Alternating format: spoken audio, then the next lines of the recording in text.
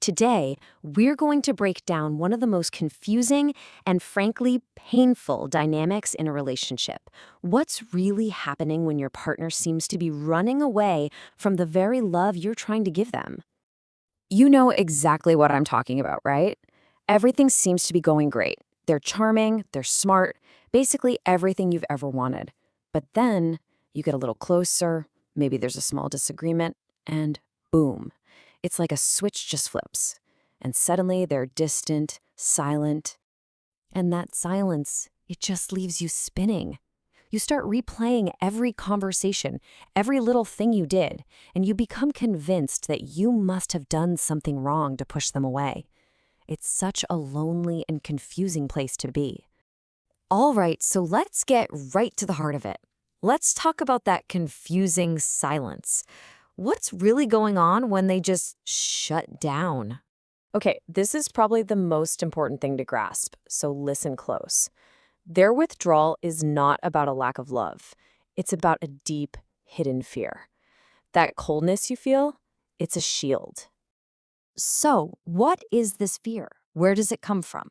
Let's actually put a name to it and take a look at the psychology behind that defensive wall. Psychologists call this an avoidant attachment style. Now, it's a pattern that was likely learned a long, long time ago, probably in childhood. The internal logic goes something like this. Intimacy equals vulnerability, and vulnerability, well, that equals the potential for massive pain. So to prevent that pain, they unconsciously decide it's just safer to act like they don't need anyone at all. So you can think of this as a kind of translation guide for their behavior. What you experience as them being indifferent, that's actually terror. What feels like them not caring about you, that's really them being so paralyzed by the fear of rejection, they can't risk it. And that coldness, well, that's just their suit of armor. So how does this actually show up in real life? What does it look like day to day? Let's dive into 3 really clear telltale signs you can look for.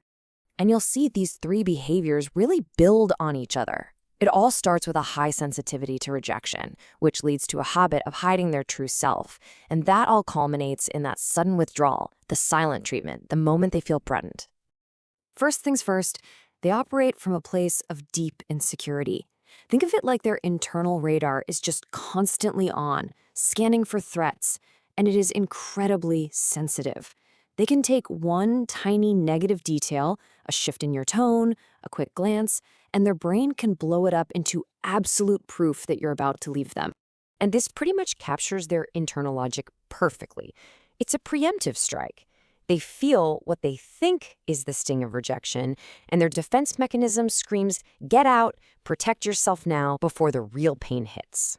Now, because they're so convinced that their true self will eventually be rejected, this leads to sign number 2. They hide who they really are. They engage in what's called habitual masking. Especially at the beginning of a relationship, they might suppress their real opinions, their true feelings. They're trying to be the perfect partner, but it's a performance born out of fear. And here's where it all comes to a head with sign number 3. Because they've been hiding, when a real conflict finally happens, they have no tools to deal with it.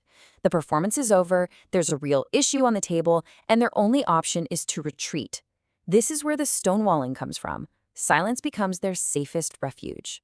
So, now that we understand the why behind the silence, let's talk about the big question. What can you actually do? How do you start to build a bridge across that chasm? Okay, now this is going to sound completely counterintuitive, but it is absolutely essential. Your first move is to do nothing. I know, every instinct in your body is probably screaming to chase them, to demand a conversation, to fix it now. But to them, that pressure feels like an attack, and it will only make them retreat further into their shell.